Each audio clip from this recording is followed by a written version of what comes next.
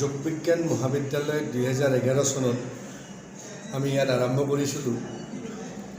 যোগাচাৰ্য সুভাষিষ sir আৰু অসম চৰকাৰৰ বৰ্তমানৰ কেবিনেট মন্ত্ৰী ৰঞ্জিত কুমাৰ দাসদেৱৰ পৃষ্ঠপোষকতাত আৰু এতিয়ালৈকে চলি আছে।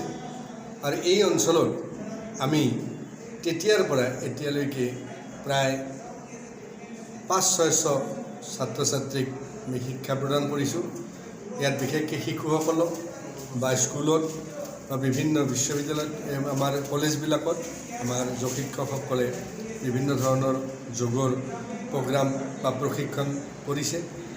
এতিয়া আমি আজি এই এটা সুন্দৰ আৰু স্মৰণীয় মুহূৰ্তত আমি এইটোৱে ক'ম যে বৰপেটা বজালী আৰু বঙাইগাঁও জিলাৰ ভিতৰত এই যিখন ভট্টদেৱ যোগ বিজ্ঞান মহাবিদ্যালয় আমি আৰম্ভ হৈছে, আজি ইয়াৰ স্থায়ী কাৰ্যালয় আৰু শ্ৰেণীকোঠা, ধ্যানৰ ৰুম বা বিভিন্ন ধৰণৰ চাইল্ড যোগাৰ ৰুম আজি উন্মোচন হ'ল বা উদ্বোধন হ'ল। আৰু এই উদ্বোধন কৰিছে আমাৰ বৰনগৰ সৰভোগৰ পৌৰপতি আমাৰ মালবিকা দাস বাইদেউ।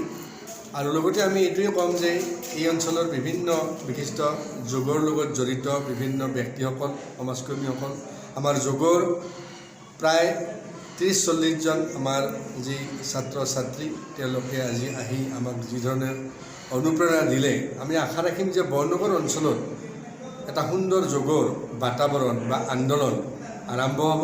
ছাত্ৰ ছাত্ৰীসকলে যদি যোগ কৰে, আমি নিশ্চয় আশা কৰিম যে ভৱিষ্যত তেওঁলোকৰ সুন্দৰ হ'ব, তেওঁলোক সুস্থ হ'ব, সমাজ সুস্থ হ'ব, সমাজ জীৱন সুস্থ হ'ব। ধন্যবাদ।